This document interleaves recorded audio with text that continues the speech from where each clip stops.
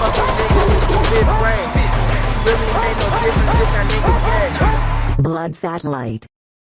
This is we're kind of talking about just a tweet that kicked off not a debate, but not an argument, but a discussion I had with some other people. But there's this content, what would we call her? Just a Twitter bitch, I guess. I say that not with anger, but just it's what she is. She's a Twitter bitch. We can say it with anger. We can do anger is fine. Today I don't choose anger. Yeah. Today I choose love. It's a Twitter bitch. Heart emoji. Her name's Radfem Hitler, and so she's someone like people that I respect and people that I know, and I really admire their opinions on things. Like they keep bringing this woman up, and it's this sort of love-hate relationship. And she's on Twitter and she makes these takes and makes these posts that get people riled up, like a troll. And I looked at her. And she's on Twitter. She's at Hollow Earth Turf. So right there, I'm like, okay, that's the type of quirky bullshit that I like. I could see if I was a woman, maybe I would do that. Maybe I would be a Twitter bitch, right? And so I saw a tweet from her that kind of got me riled up. I'm like, oh my god, but that's okay. You know, I can appreciate this for a sort of an acerbic wit. And then I was up late because I was trying to, this would have been like a week ago, I was trying to get the baby to sleep. And what followed was an hour and a half of me scrolling her Twitter feed. And by the end of it, I wanted to skin her alive. And I think you had a similar experience.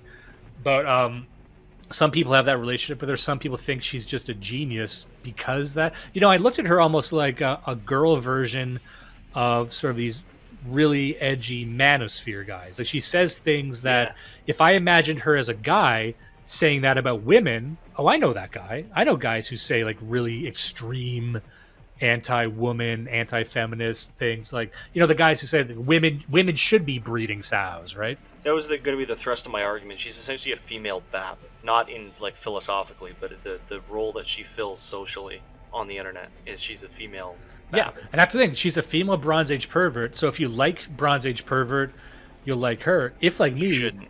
But if you do, if you're like me, you don't like Bronze Age pervert. You just see like, oh, this is just some shit. Yeah. But we'll talk about the take here specifically. So you can go look at her feed, and maybe you like her, maybe you hate her. But this one caused a bit of discussion. So the tweet is about, say what you will about female sexuality, but at least the alpha fucks, beta bucks actually benefits offspring, meaning they get maximum resources and the best genes. Even women's selfishness is ultimately selfless, whereas having a Madonna at home and a mistress on the side only benefits your dick. And then I'll just keep going. There's a few subsequent tweets here. If you really cared about eugenics and wanted humanity to reach its full potential, you would actually be encouraging women to pursue a dual mating strategy because it's best for children. But men do not care enough about the collective good to make that happen. Their ego ruins everything. If men weren't so selfish and short-sighted, we would have colonized Mars eons ago. The beta cuck is the ultimate martyr for humankind. He should be lionized as a hero. He's the true paragon of masculinity. The only way that a man can achieve self-actualization is true destiny. It keeps going on, but let's stop there. I got some takes on that now. Thank you for stopping. Some people are seething right now. Some people are really riled up, clenching their fists. What is your reaction to that? I don't want to go through point by point. It should be kind of obvious that essentially every single thing on a first, second, third order evaluation is flat out wrong. It's just fucking wrong. I don't know where to start, actually. But I think the main thing, the top level thing I would just say is the fact that up to this point, I hadn't paid that much attention to her, but she'd been trotted out as kind of like a goofy, trollish, but right-wing person. She's clearly not. She's 100% within a left-wing framework with what she's doing here. And just not just the language alone, but then the actual points that she's making are all completely like, you know, feminist Marxist bullshit. Yeah. What's funny is that maybe she even is right wing, but the right wing women and left wing women talk about the same thing. I want to be a slut that gets free money. That's basically what she's saying. That's what you're saying. How about you Yeah. How about you kill yourself? How about you fuck off? How about this? How about this? You're a woman. Get off the internet. How's that sound? Yeah, and then she probably hears that every day, so she's probably got some shit to say about that. But I do respect her hostility, because this is just like the male, like incel hostility. What bothers me about her is that she is not, in fact, an incel. I think she's a mom. I think she's got a kid, and that kind of worries me because I don't think women really play characters that much, not like guys do. Women don't really do bits. So it's hard for me to explain to believe that this is just a character that she's doing. I think this is just her, maybe slightly elevated, but I think, at the very least, it's a genuine hostility towards men that And I think we're seeing. regardless, like we were joking about Jet Neptune and Big Flame earlier about whether or not they're just irony shielding for being actually gay, or if it's all just a big bit. It doesn't matter because you're an internet personality. So it is whatever the received understanding is of your viewers. So if the received understanding of your viewers is that you are actually a dumb faggot, guess what? You're a dumb faggot. So in this case, if you are actually really just a feminist bitch in a wheat field trying to, appeal to Andrew Tate's kids, like, fuck off, kill yourself. Like, what? Why are you here? It's so much more infuriating because she's being trotted out as one of us and not just another dumb left-wing whore on Twitter. Like I wasn't interested in her at first, but now seeing all of this, it's really like I really hate her. Holy shit! Well, it's like you can get pretty far being the woman that Bronze Age pervert wishes he was. Yeah, that's what we got here. But if I take her seriously, like I'm gonna make this argument within her framework, because it is easy to just dismiss it as like, oh, you just want to be a whore that gets free money. Sure, maybe everyone wants to be a whore that gets free money. I don't know, probably not, but a few people do. Some great men have just wanted to be whores that get free money. Right out of the gate, and I had this argument with somebody in the chat the other day. Right out of the gate, you have, by the nature of your argument, you have abandoned all value and principle. It's like, well, yeah, you know what, though? Sometimes it's fine to just want to whore around and fuck random strangers. Sure, but by agreeing to that, we have now said that principles like fidelity don't fucking matter and monogamy don't matter. You've thrown all of that away before you even started the conversation. And hold on a second, who are we talking to? What forum is this? Yeah. What the fuck is going on? So let's take a step back and say that what she's trying to say is that, and I've seen her make this case before, that women should be in charge of reproduction. That men aren't good at it. Women are the gatekeepers of the genetic code, and that women make the decisions of who to mate with, and that should be trusted to women because men aren't good at it. That's what she's making. I'm not saying I agree with her, but that's what she's making. I would challenge even that point. So, and I got into a bit of a discussion about this, and we didn't really resolve anything with the guys I was talking to, but there's some guys who essentially believe what she was saying.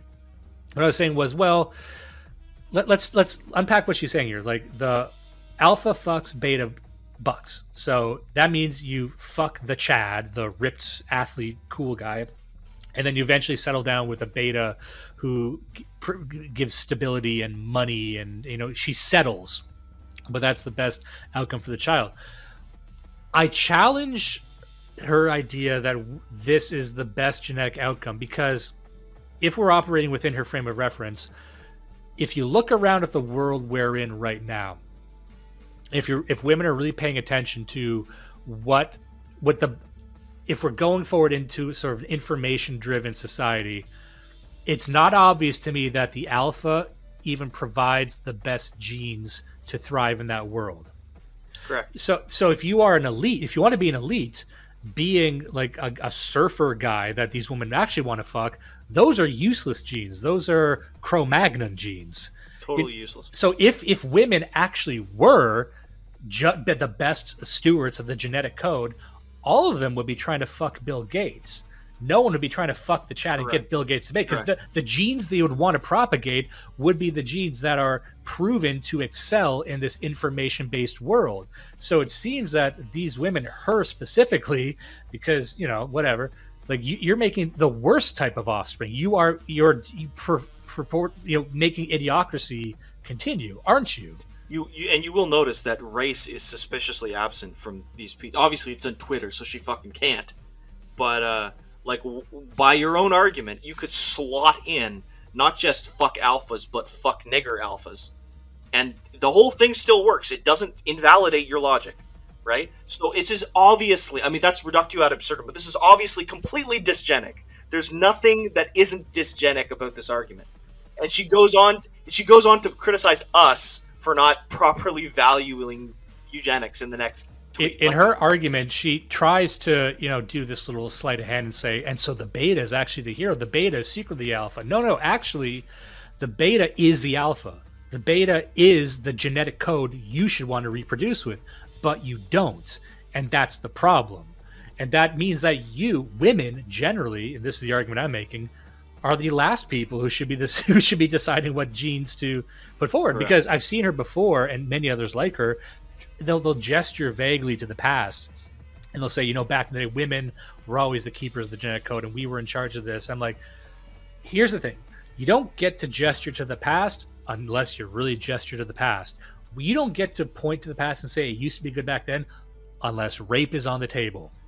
Because that in fact, and ownership of women as property. How about that?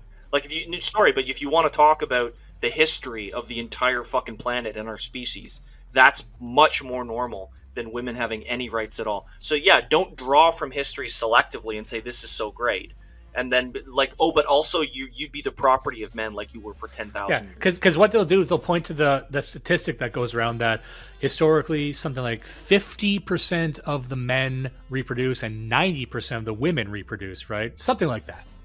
And in various cultures it shakes out like that. And I'm like, okay, that's true. So if you want to incorporate that into your worldview to show that more women should be allowed to fuck more, that's what they're kind of saying. I'm like, yes, but then harems need to be on the table, and actually then rape needs to be on the table, and women as property need to be on the table, because that is what that was. The 50% of men who had all the women, they were guys with multiple wives that got to rape them whenever they wanted to, and nothing happened. So if that's not on the table, you don't get to point to the past, period. Because we weren't not in charge. When you were the one doing all the fucking, like you say, no, you were just getting molested and raped. And it was the guys who were in the driver's seat of what genetics were propagating themselves. And those genetics were rapist genetics. So if you want to talk, let's talk. But then let's really fucking talk. Otherwise, that's the problem with the Bronze Age pervert people. Like, you have such a stupid fucking conceptualization of history that used to serve your weird, gay, modern political ends. And I don't want to hear these people just misinterpret history anymore about their like busted sexuality, because that's all Bronze Age pervert is. He's a fucking faggot. He's a faggot dork who's trying to LARP as like a warrior, and you're not. We joke all the time about like we want to be really diplomatic. I really don't want to be diplomatic. I think it is actually really, like, if we're just going to have constant knife fights and brother wars, I'm actually fine with that, because, and I was saying this earlier today, our side right now is so full of bullshit and so full of grifters and retards and fucking mutants and faggots and the gays. How, like, Fuentes and Crowder, how many of these faggots do we have to put up with?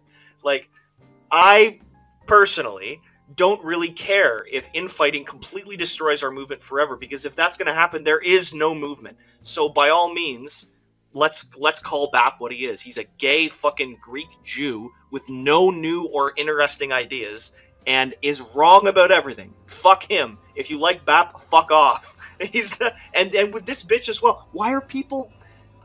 Okay, maybe this is a new turn for her that she's doing this. But thinking back, everything that all of her previous tweets that I've seen have been kind of in line with this, just not as egregious. So you could always write it off as she's being a troll, she's kind of trying to stir the pot.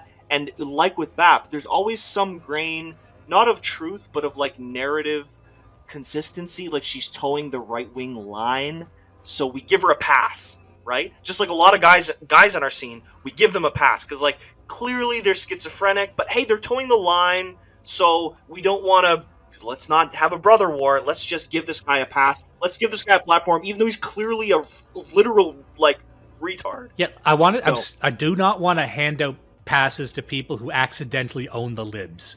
That's the criteria that we have for giving people applause in here. Is that sometimes what they say upsets libs and the Dems or someone.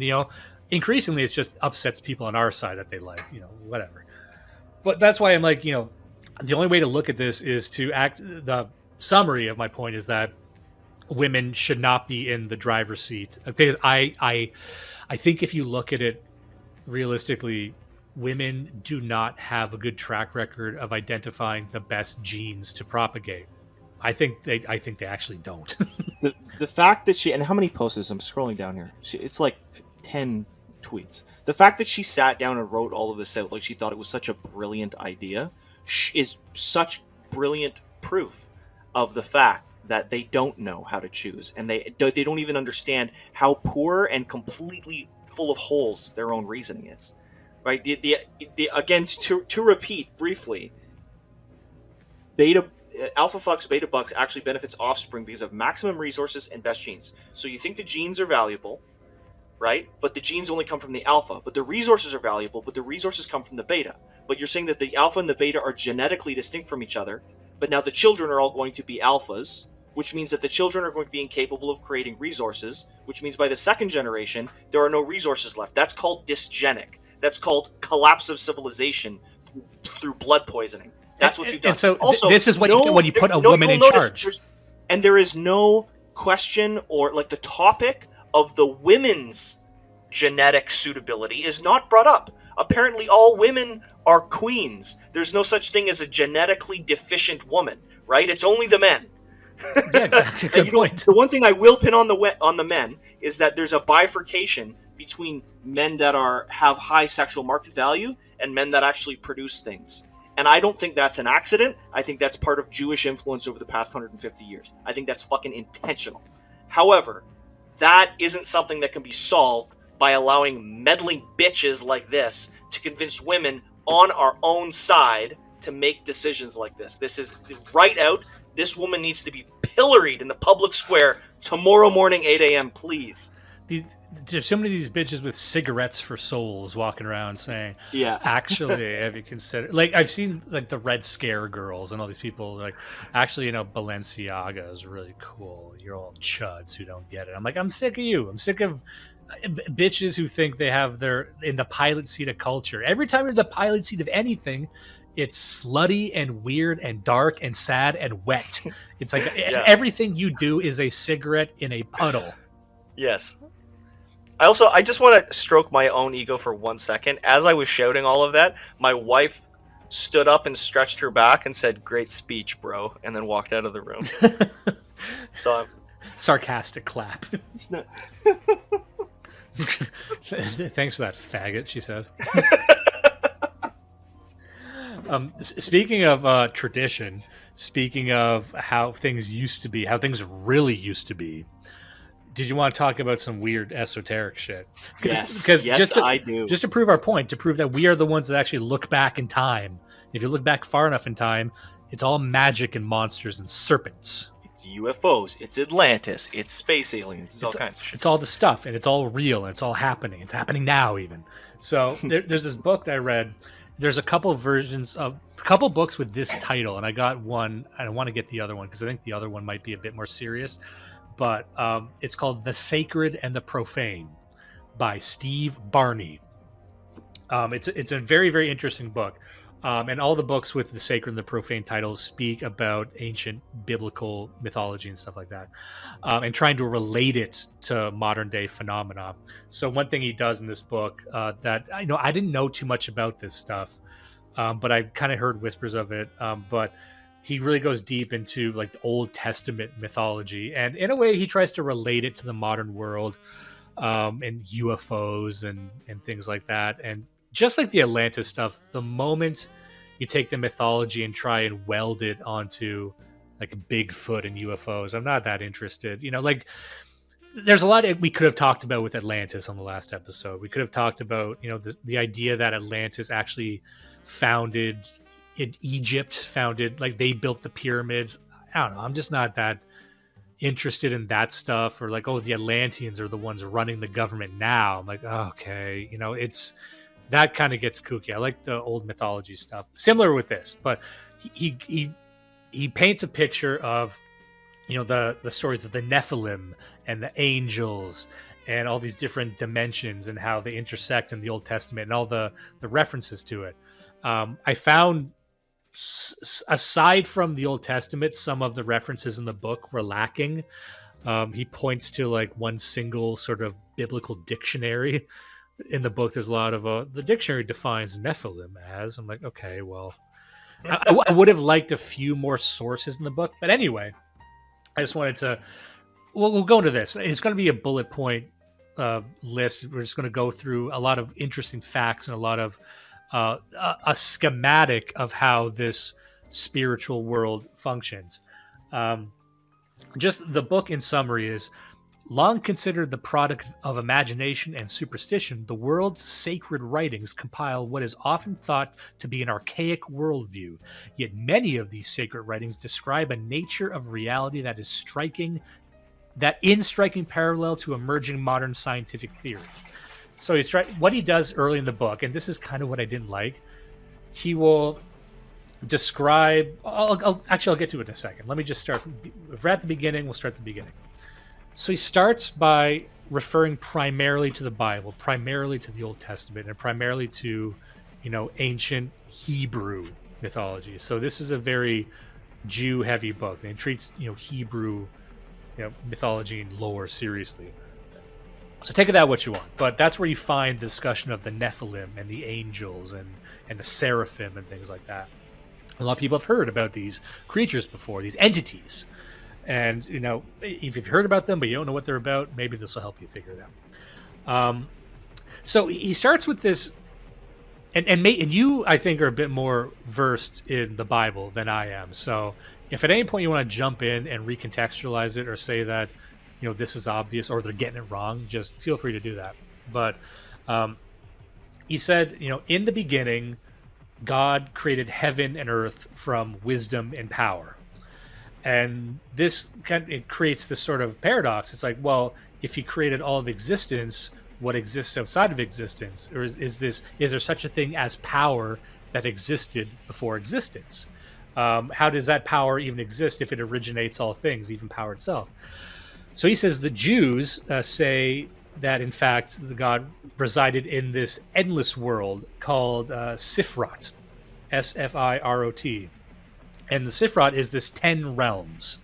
The 10 realms or 10 dimensions where God resides in. God first created the mystical Sephirot, 10 divine channels through which his infinite light could be condensed, contracted, and then released as individualized attributes that could eventually give rise to a diversity of finite creations. And these 10 realms they compose what's known as the Tree of Life. The Tree of Life and the endless world exists outside of it. In each of these 10 worlds represents something. Represents wisdom and power and beauty, and one represents victory and things like that. So it's like these dimensions represent various aspects of sort of the mind and existence of God. Which is to say that concepts of wisdom and victory and power predate existence itself, which is kind of an interesting way of conceptualizing it. And within these dimensions, within the 10 dimensions, there's the human dimension. And the human dimension is called Malkuth. And that's where the material reality resides. And it actually breaks it down in very physical and practical terms. And he describes it. It's got like diagrams in the book of how these dimensions fit together and feed into each other, and which ones are higher and which ones are lower. He's got one here. He says, for example, a prayer, the cause, must funnel up through various Sifrot to God. Then the answer must then be funneled down from the endless world through the Sifrot into the manifestation in Malkuth. This is also the purpose of all so-called spiritual actions given to the Hebrews in the Torah. Each is a cause that funnels up and draws down the effect through these various dimensions. So it's, when we say dimensions, it's nothing too abstract. It's like up and down, and you can kind of draw it out like a map, or at least that's how they did. And where he goes wrong, and this is my particular grievance in the book, is he looks at this outline from the Torah and from ancient writings and says, well, this sounds a lot like superstring theory. This sounds a lot like our quantum physicists right now speak of 10 dimensions. So in a way, superstring theory validates this outlook. Now, where that goes wrong for me is that I am not a proponent of superstring theory. And the main guy he cites in the book is Michio Kaku. And Michio Kaku is kind of like a pop scientist. I would look at him more like the Bill Nye of quantum physics, and he's a smart enough guy. But like, if you know anything about the scientific community, the quantum physics community, he's not a guy that's really taken seriously. And if you're going to speak on these topics like string theory or like Stephen Hawking's brain world theory or on quantum gravity, anything like that, like, you better come with a name other than Michio Kaku. Because I read Michio Kaku when I was like a teenager, and I liked him because he spoke very simply. He could explain big ideas in a very simple way. And Joe Rogan likes him. A lot of people like him, but he is not the guy if you want to be taken seriously when, trying to relate your esoteric knowledge to something scientifically relevant. Like, for me, if I was trying to even find like a popular guy but be taken seriously, I'd try and use Roger Penrose or someone like that, like one of these guys who's like a titan in the scene, but he's not just this sort of guy you trot out on like the History Channel to say, like, try to explain why UFOs could use quantum tunneling, like that. So when he says that in the book, I'm just like, I see what you're trying to do, I appreciate it, but you kind of lose me when you try and connect it to that. But going back to the lore, he says that each of these 10 dimensions, you got the human dimension, the physical dimension, but all these other dimensions are filled with other entities. And those entities are very, very interesting. So he has another theory in here. Now, I don't know how widespread this theory is, but it was interesting to me. So he says the name of God in the Old Testament is Elohim. Elohim, Elohim. But he says that name for God, Elohim, is actually a plural. So instead of one God, it refers to many gods. And so from there, he says, instead of God, what they're really referring to is this extra Sephirotic race. When they're referring to God, they're actually talking about millions of entities, right? And the supreme authority over this race, called the Elohim, is named El, E-L, right? Also known as El Shaddai, and then also as El Eloin, E-L-O-Y-N. And these are the three supreme forces of the Elohim race. So there is like a hierarchy with one supreme authority, but this thing called God is this really much more complicated construct. And again, I'm not an expert on the Old Testament. Maybe this is old news to everyone, but this was kind of news to me. And he goes into, in the book, the hierarchy of the Elohim, like how all these things fit together. The hierarchy is El Shaddai at the top, boom. Below that is the Elohim, boom. And then within the Elohim, you have these sub-races. That's the Cherubim. Then it's the Archangels. Then it's the 24 Elders. Then it's this thing called the Kadish Ir. Then below that, you have the Nephilim. And then so there's all these different kind of sub-races in there, and he goes into detail describing them, which is pretty crazy. So here, the Seraphim are kind of near the top. People have heard of Seraphim, and there's been these memes passed around online, kind of where people are like, let's see how the Bible actually describes angels. And these aren't technically angels, and they'll show like this crazy fucking multi-winged entity made of interlocking rings and covered in eyes. And that's essentially what he's describing here. So he says the Seraphim, they're described as being copper-colored six-winged snakes. And he says they could also be dinosaurs. He just kind of drops that in there. And he claims that they're these serpent creatures. It was in the year that King Uzzah had died, and Isaiah tells us in what is known as Isaiah's commission that he had seen God seated upon a throne.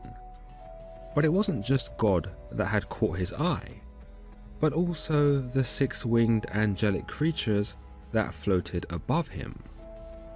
These, as Isaiah tells us, were the Seraphim, or the singular Seraph, otherwise known as the Burning Ones. And the connection he draws in the book is that one of this race was actually the serpent in the Garden of Eden. And Garden of Eden itself was known as this thing called the third heaven.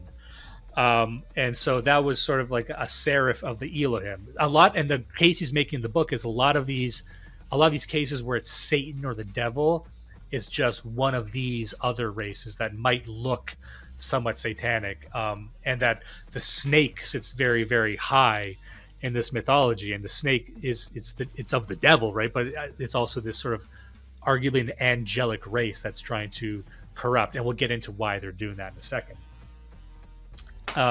Then he talks about the cherubim. In Western Christian art, cherubim have been adapted to look like Cupid, a god associated with uncontrollable lust and sexual desire. The Israelites and their neighbors didn't describe cherubim as chubby, naked babies with wings.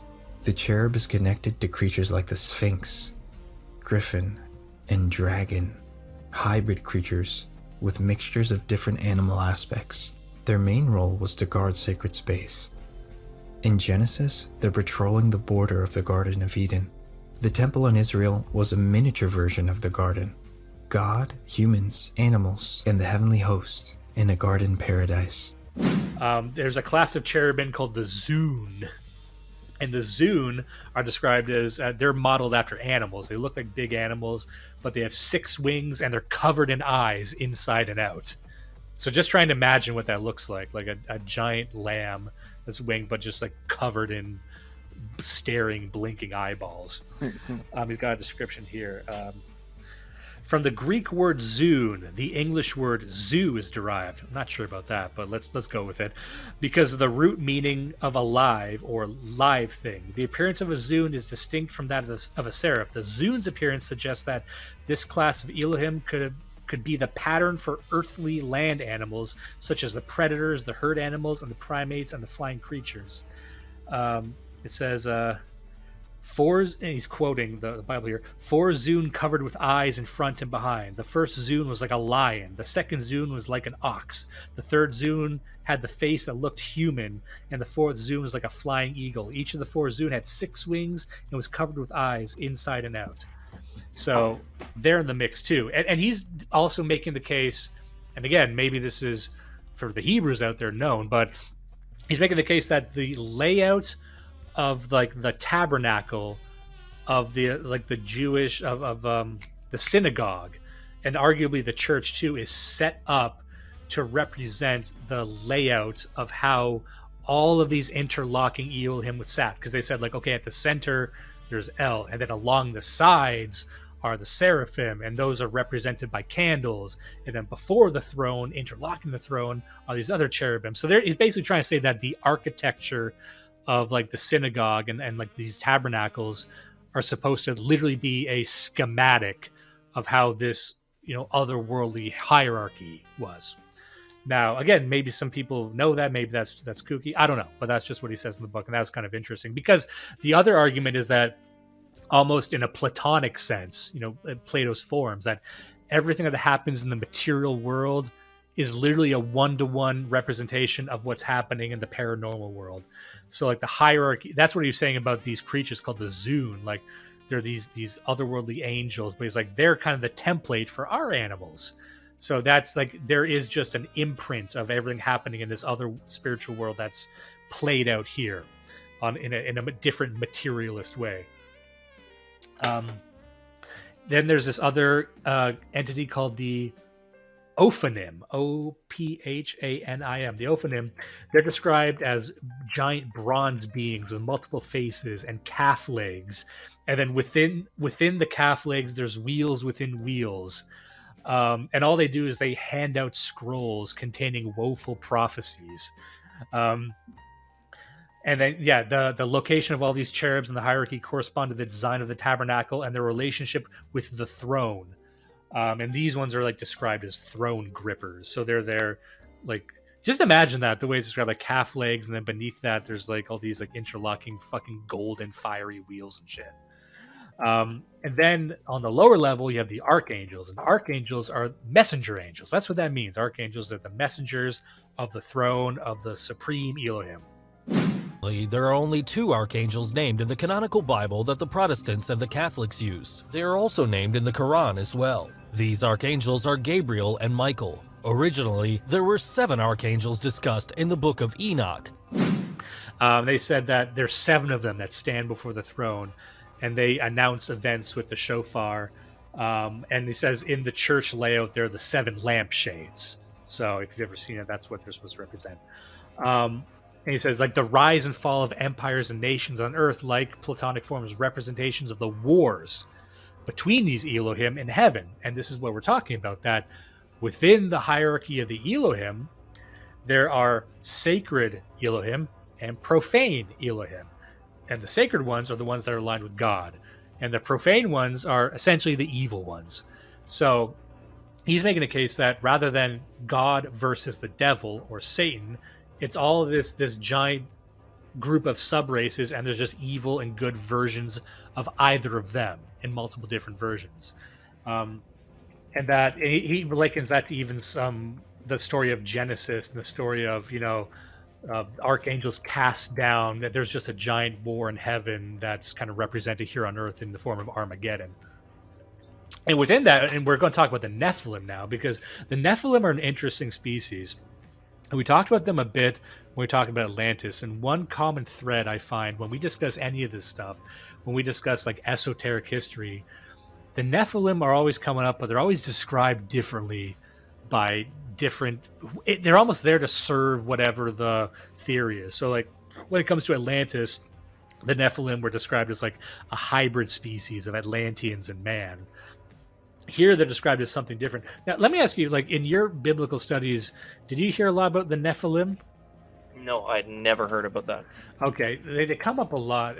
Like people hear talk about them, but the common thread seems to be that they're just strange hybrid creatures. It says that the sons of God came into the daughters of men. They created a hybrid offspring who are called the Nephilim, or the fallen ones. They're referred to as the giants or the mighty ones, and some believe they were between 8 and 15 feet tall.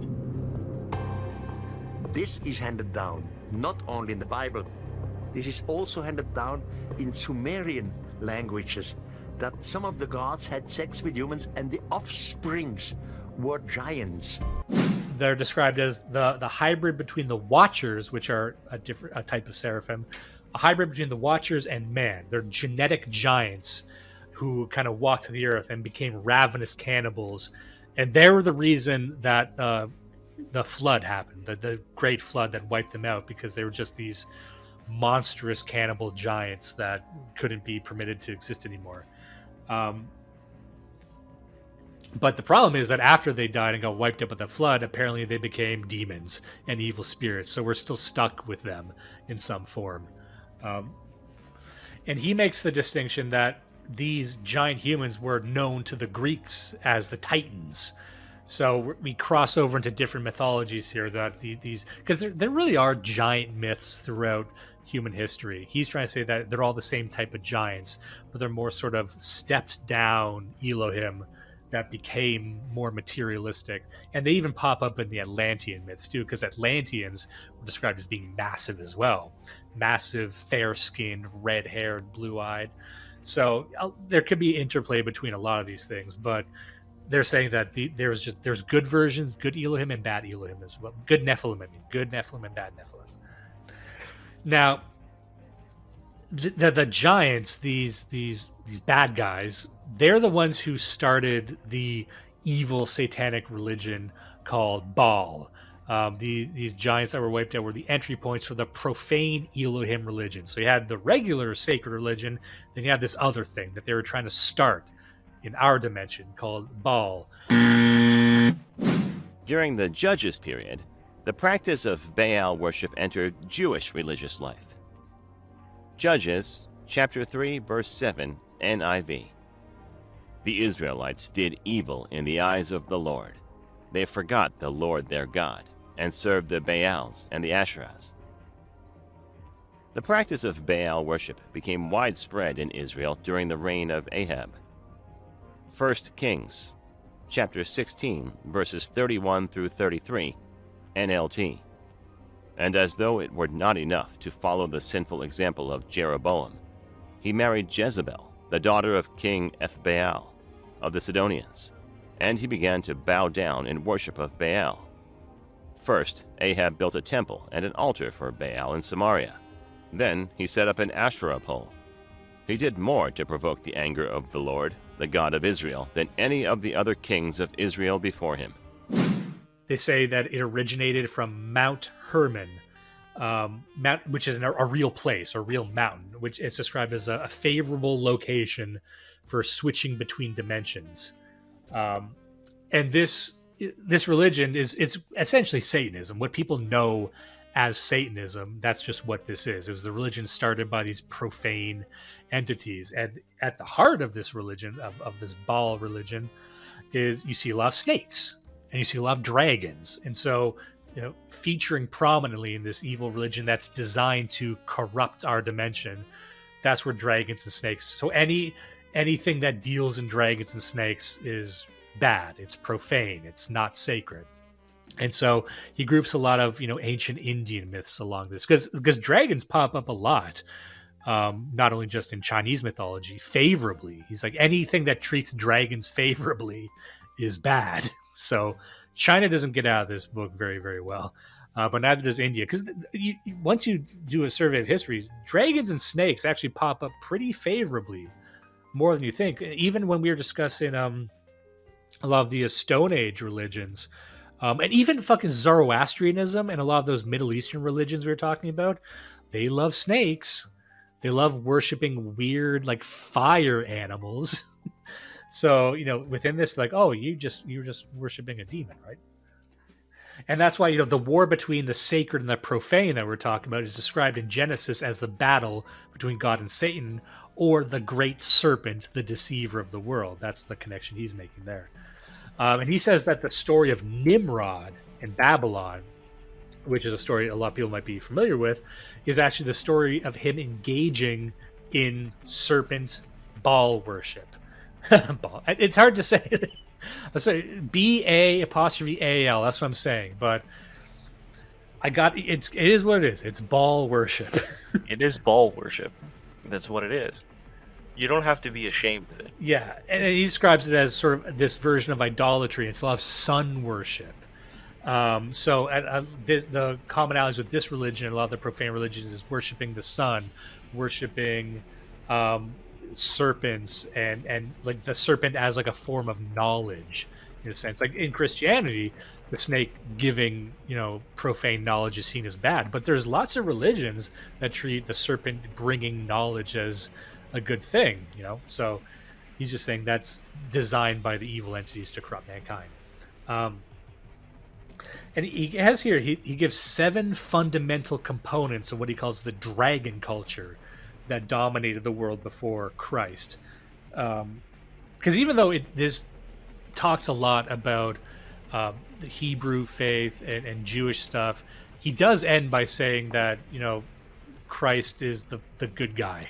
That he's doing this from a Christian perspective, but he is treating Hebrew mythology seriously. But he describes the 7 fundamental components of dragon culture. So they included the construction of megalithic temples, pyramids, and dragon communities over dragons' lairs, and these are burial sites.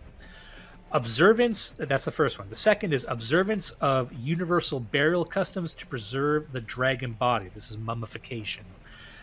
He says mummification and other customs, and he has a question mark, like he's not sure. It's an interesting thing he wrote there. Number 3, the observance of dragon calendars determined by the movements of the celestial dragons, like Venus, the planets, astrology, basically. Number four, ruled by a priest king who was an embodiment of the primeval dragon and referred to as the dragon, the twins, and her solar spirit. Number 5, veneration of a dragon creator of the universe. Number 6, the adoption of a dragon name to invoke the power of spirit and the title of the serpents of wisdom. Number 7, the practice of yogic disciplines by which a spiritual seeker could unite the polarity, raise the inner fire serpent, and transform into a serpent of wisdom. So all that Indian yoga stuff he was saying is basically evil. And to be honest, he actually throws Catholics under the bus here. He makes the case that the majority of the Catholic religion is just corrupted Christianity, because he says, but he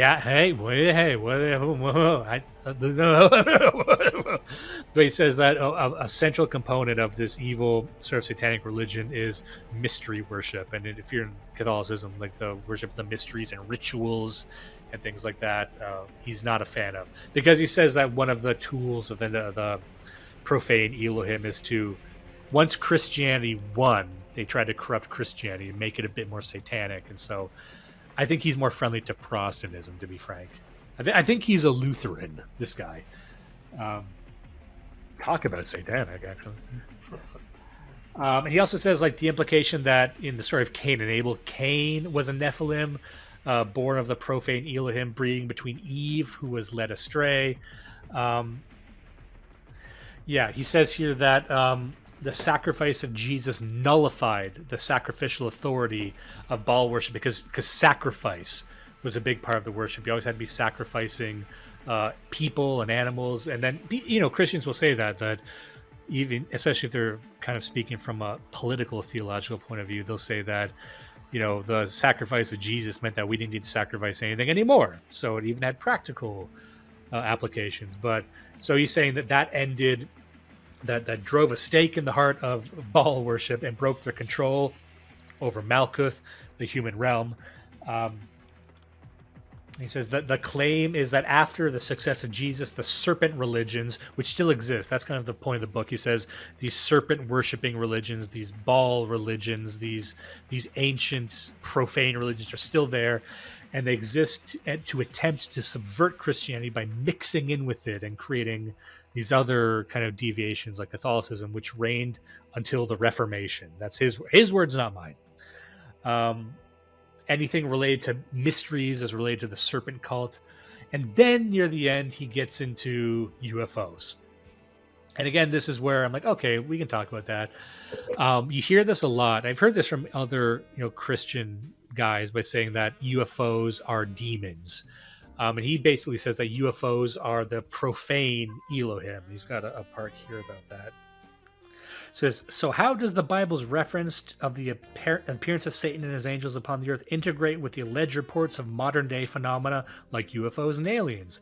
There are many individuals who have claimed to have experienced these paranormal events. Many of these individuals who claim these experiences find their way into a so-called New Age movement. This spiritual movement is anxiously anticipating the arrival in Malkuth of highly evolved ascended masters, which they claim are the Elohim creators mentioned in the Bible.